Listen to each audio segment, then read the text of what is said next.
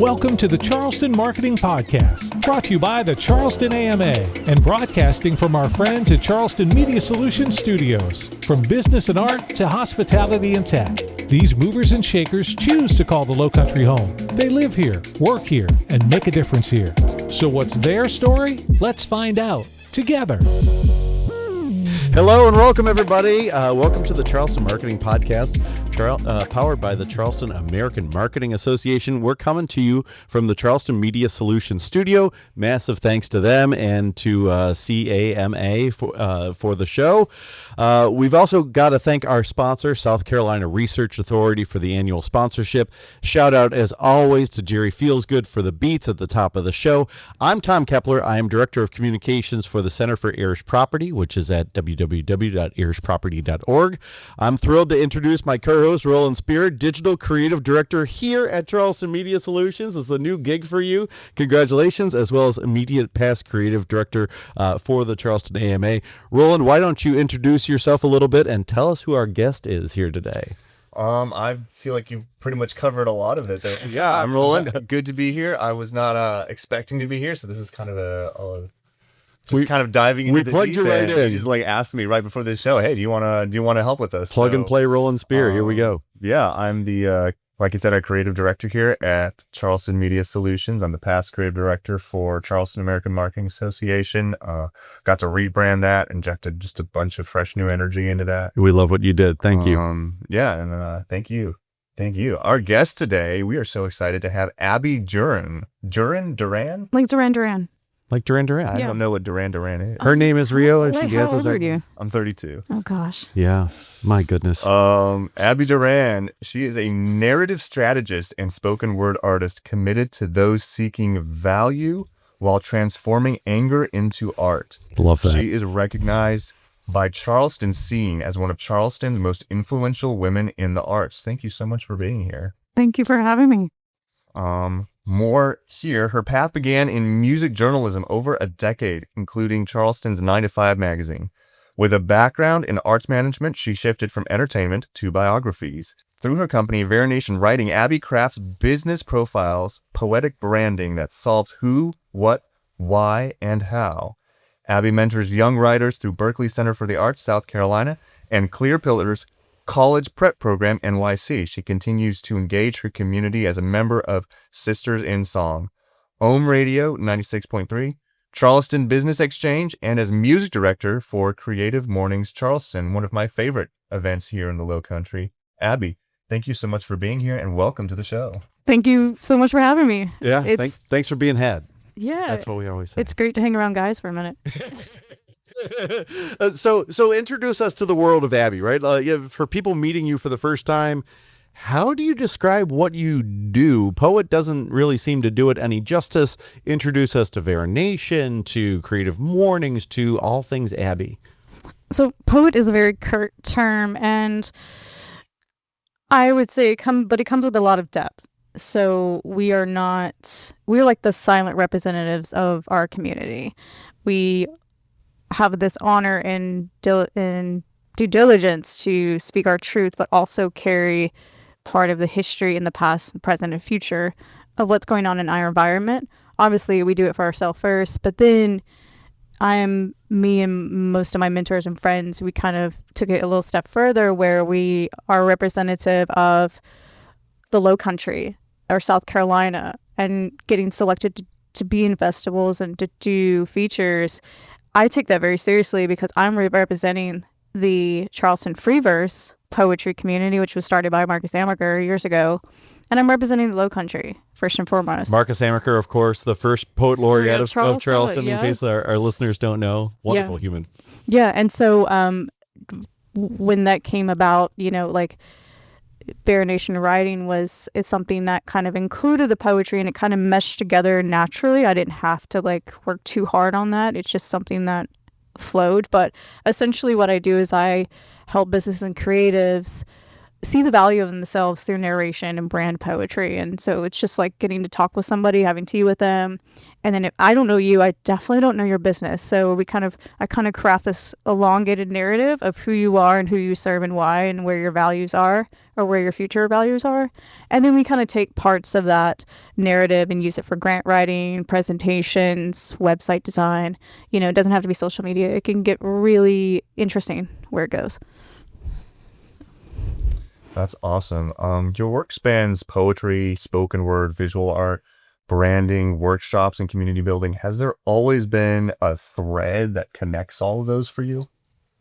Yeah, just going back to the naturally threading, like, I don't think it's very marketable to say I'm just a writer or I'm just a biographer. Like, I had someone be like, "Oh, so you profile dead people?" No, that's not what I do. It's living. It's like That's an interesting comment. But I mean, it makes sense. So it was a cool comment to me, and say the least. But no, I like, again, it's the people that, even if you are established business owner or a creative trying to figure out how to navigate who you are, a lot of people miss out on the number one thing that they serve and they bring to the table. So it's always good to have a second pair of eyes, even if you're well established. So it's like getting the headshot, but verbally, if that makes sense. Mm-hmm. Verbal headshot. Yeah.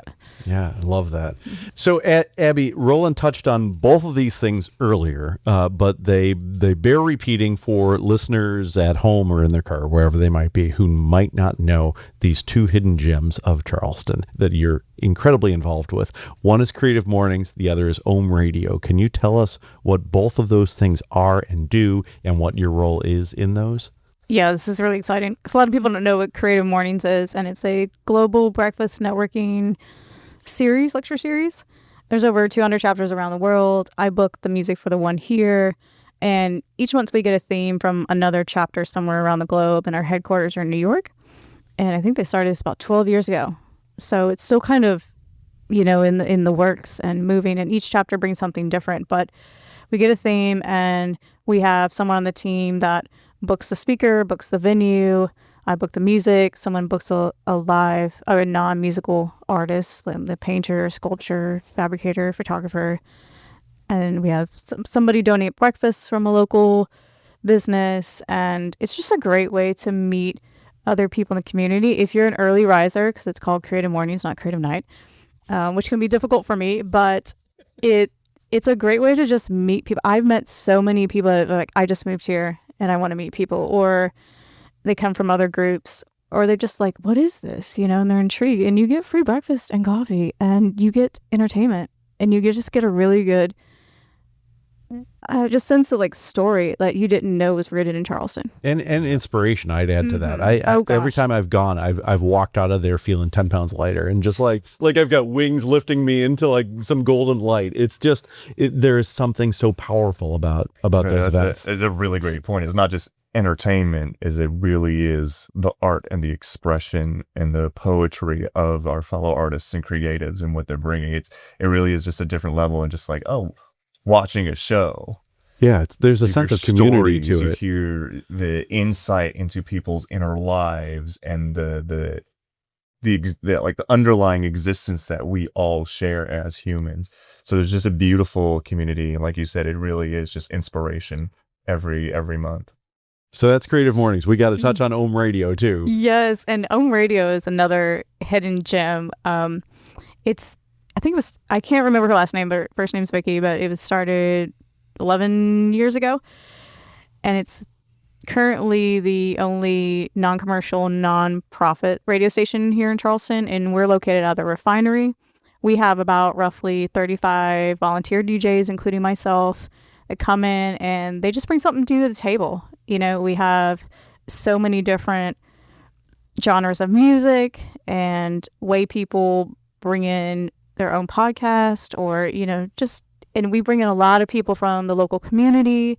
We have Live One Local, we have musicians play in the studio with us, and it's just a wonderful way to, first of all, just release. Like for me, it's like, this is my weekly pit stop to play whatever music I want, but also I have the opportunity in this platform to bring on people who their voice needs to be heard, and I have that to offer in addition to you listening to whatever musical palette I want to play. So, and it's run by a great group of ladies, Lovey Smith, Kate Ledbetter, and Steph RX, Frederickson. They're just doing an amazing job with little that we have. So, yeah. That's incredible. Yeah.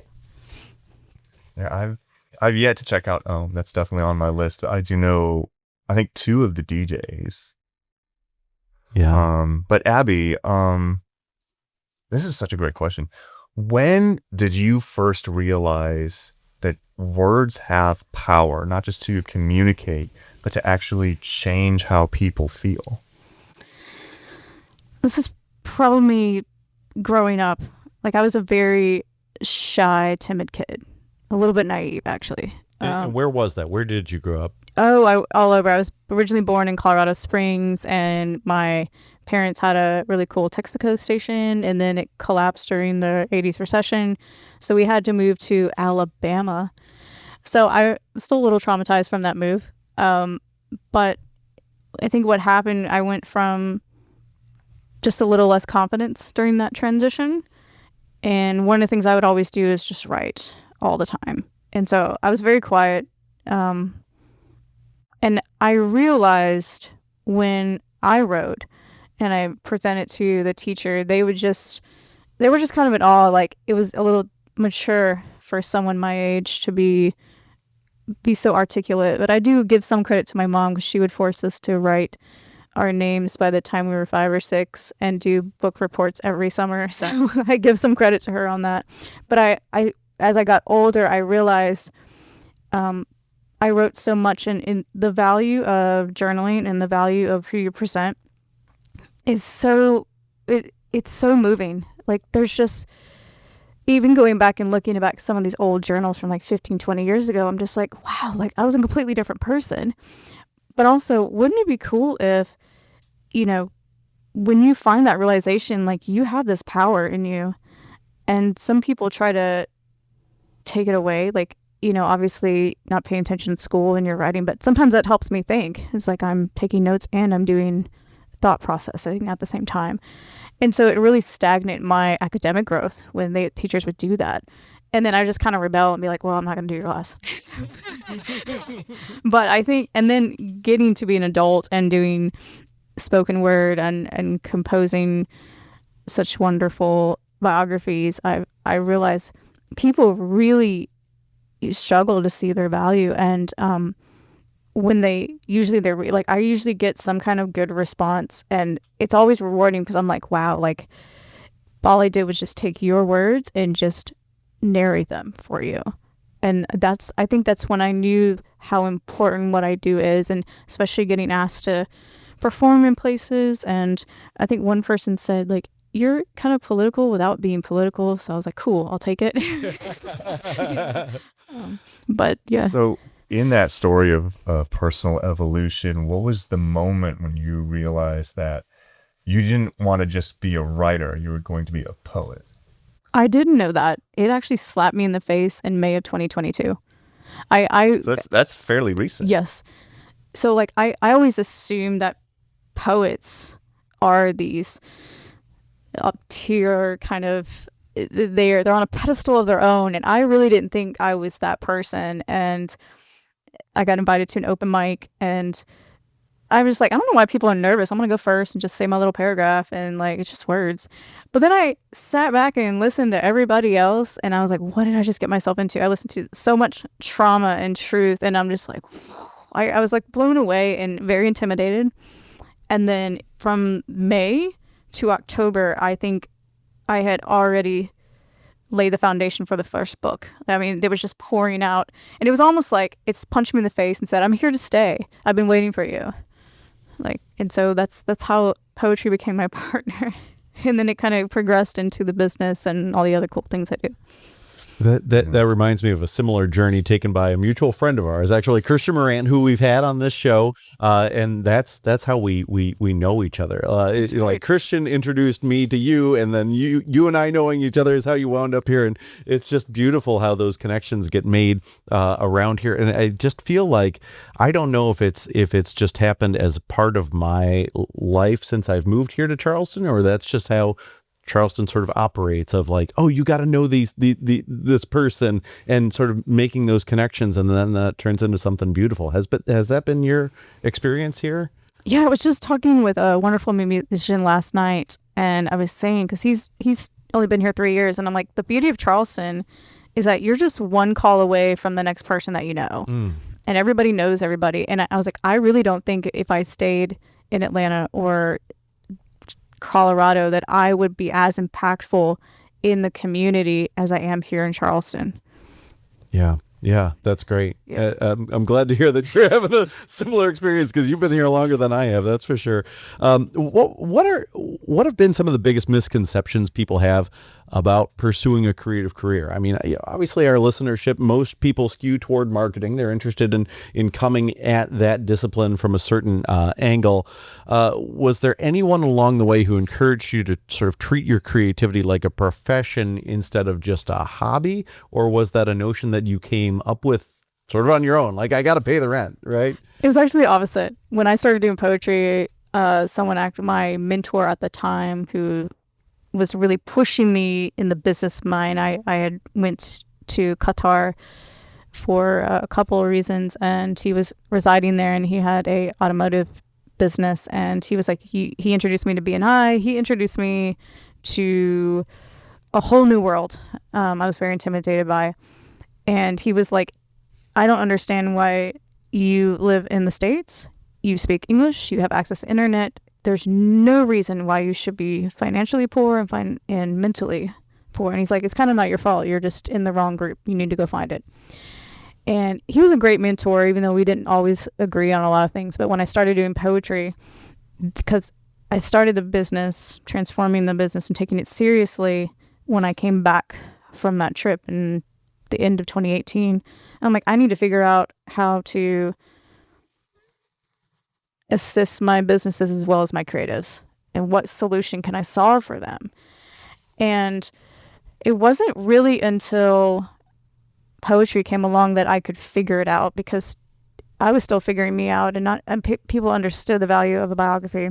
And going to all these networking events is exhausting, as some of y'all know, taking that time. But when I realized, like, hey, this is somewhat profitable, he and some other people were like, quit hanging out with poets and poor people. And I was like, oh, and that became a poem. And so There you go. Good on you. but I realized, like, hey, this is very doable. And some of my family were kind of against it, because obviously I was speaking my truth, and it's not to say they are terrible beings, but my truth isn't something they wanted to hear. And then they're like, oh, you got paid to do this? You got to go do this festival, and you're working with people you're doing custom poem. Like, yeah. And then now they think it's cool. But, I did not have the right support for that. I had to figure that out on my own. Wow. Yeah.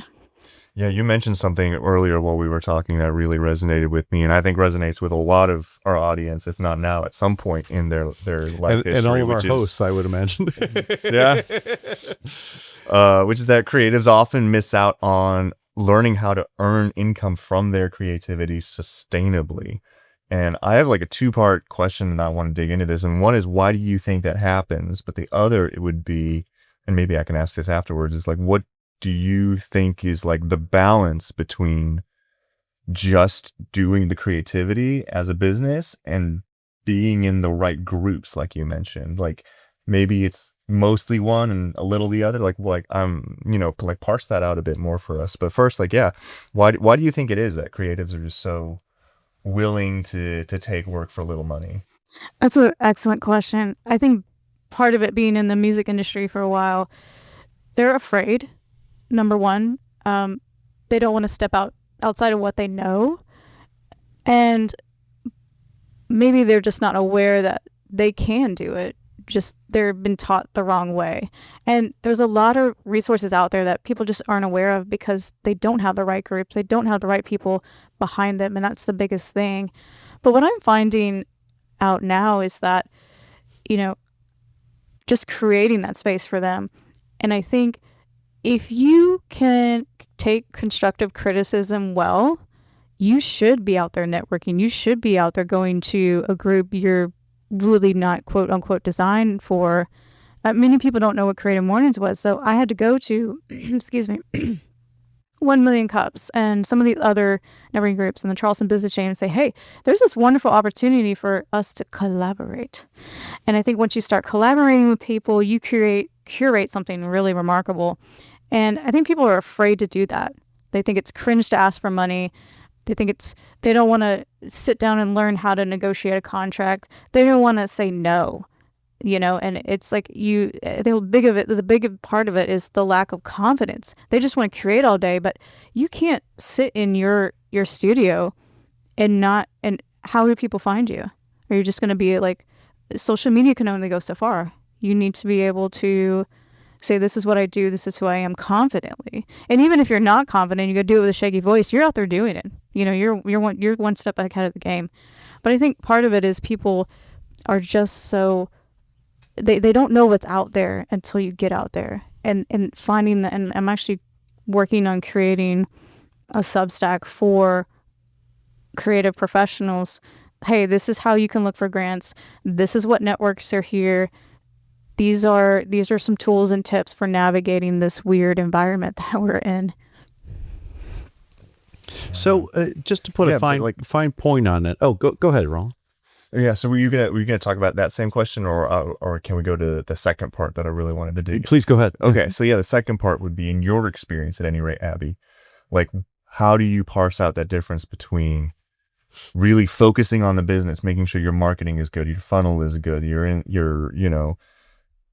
business is set up, you have your contract set up, your packages, whatever it is you're doing as a creative, to get you to the next level you want to get to, versus just being in the right rooms with the people who you can help out, who have the money that they want to spend on you? Like, how do you, is there like an 80-20 rule? Like, how do you parse that out? Yeah, I don't know what the exact percentage is, although I find the 80-20 rule pretty cool.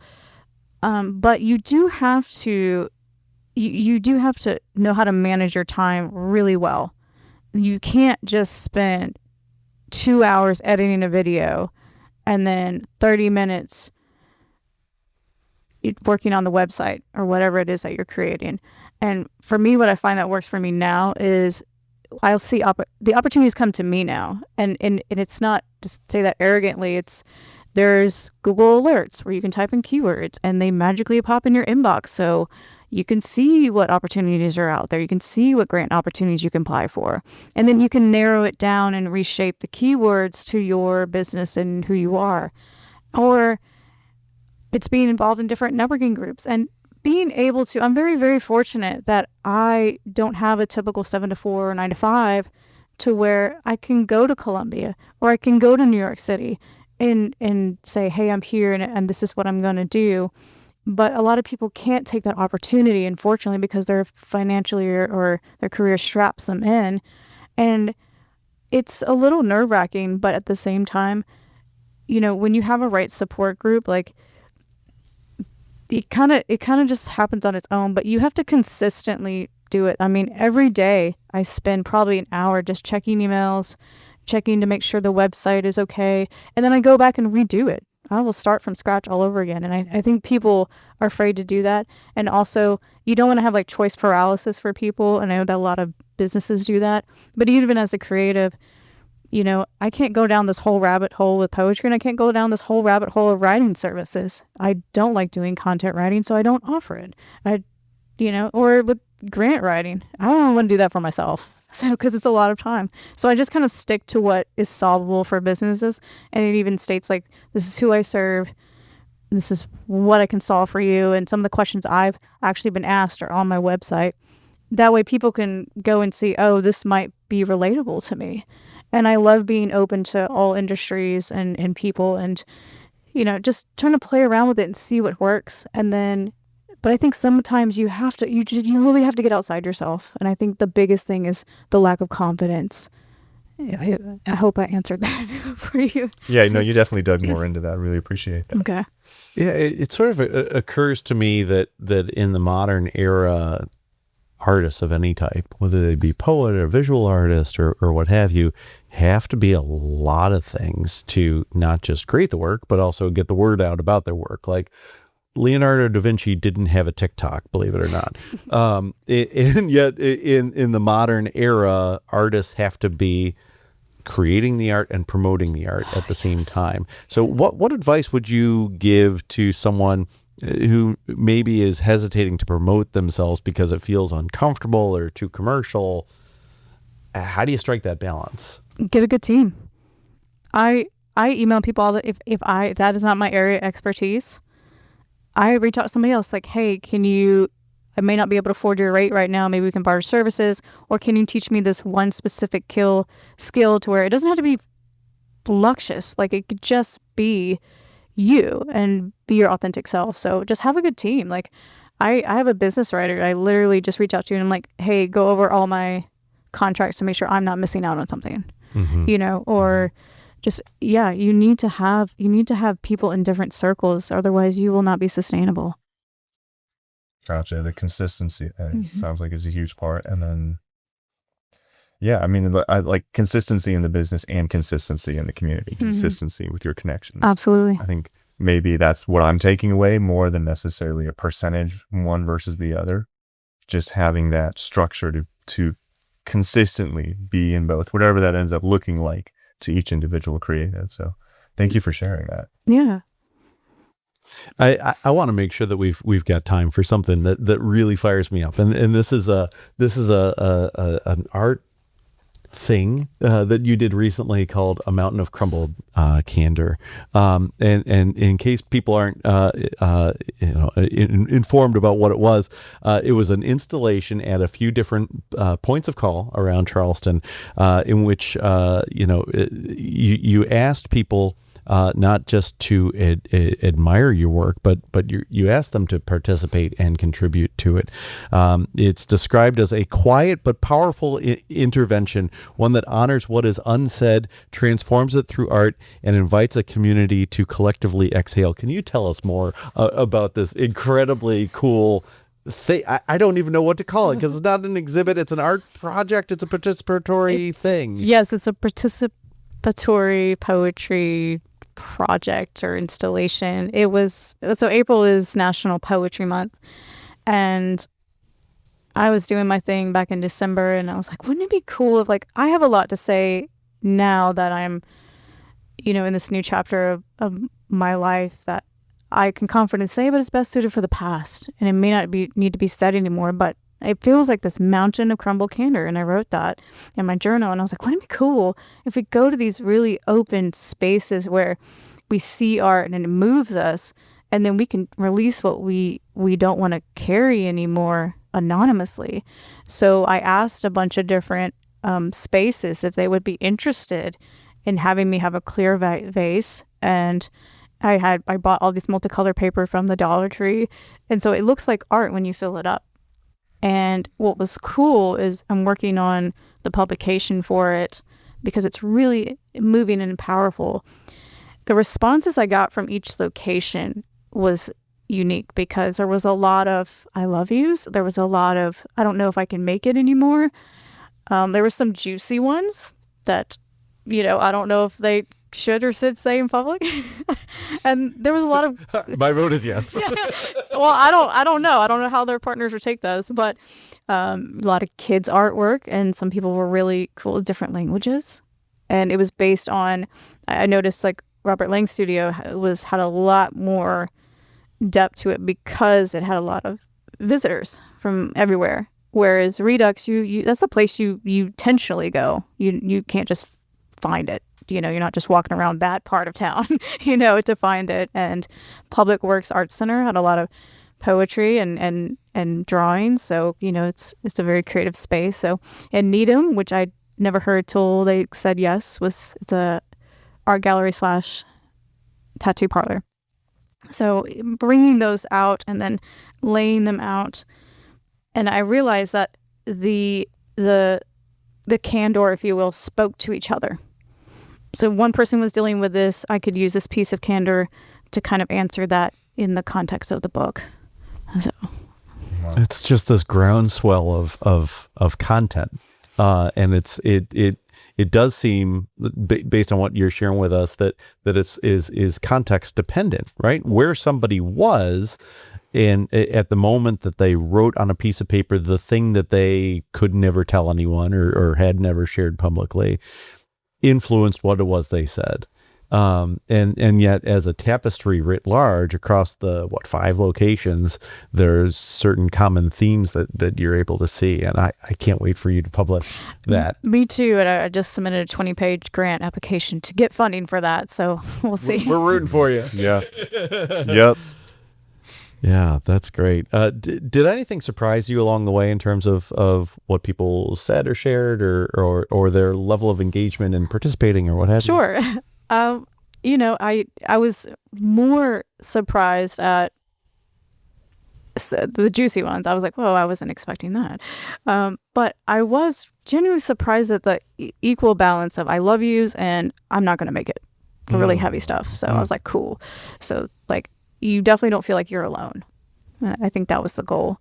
Initially the goal, and then now it's like, okay, it's kind of like, and I want to publish this because I think this is really valuable for people to have. And yeah. No, that sounds super powerful. Mm-hmm. Yeah, your work often explores vulnerability without becoming heavy or hopeless. How do you create spaces that feel safe enough for people to engage in that way? And for them to be honest and bring that vulnerability. Oh, well, I think that there's other curators that create those spaces for people like myself to be vulnerable. I couldn't do it without some of the open mics that are around,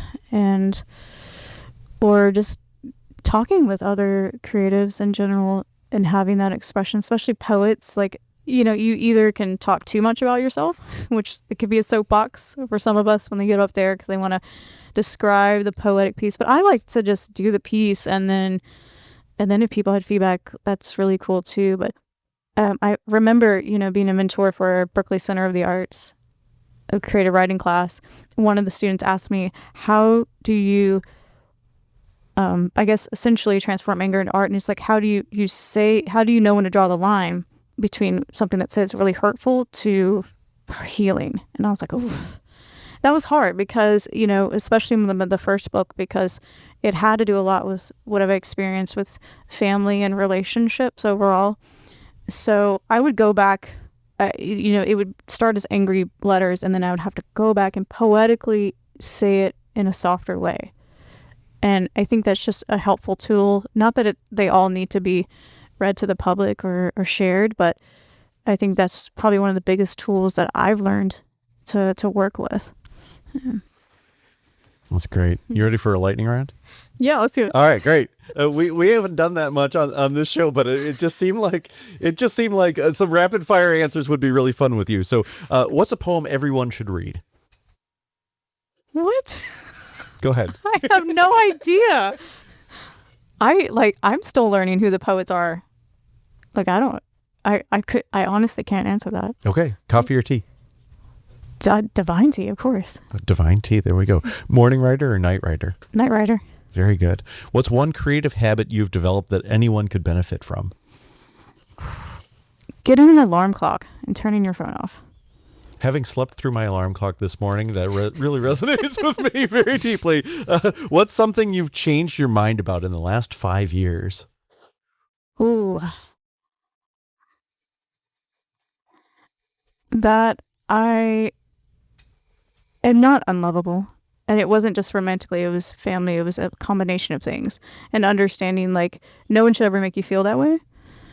And then just having the confidence to be like, okay, I release that. That it's totally untrue, and I believe this lie for most of my life.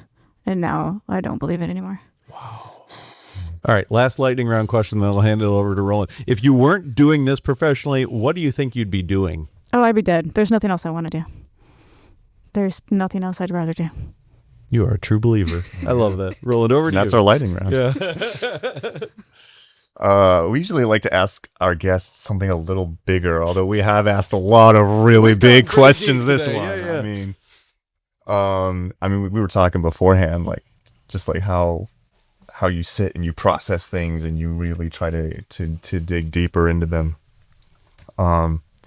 But since we're talking about careers, we're talking about what it means to be creative, or to be successful as a creative.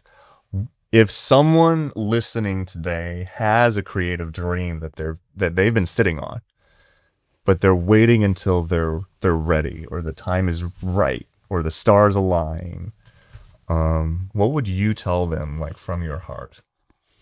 As someone who started this dream with negative $500, do it. It can help you get out there, and even if you don't know how, just start.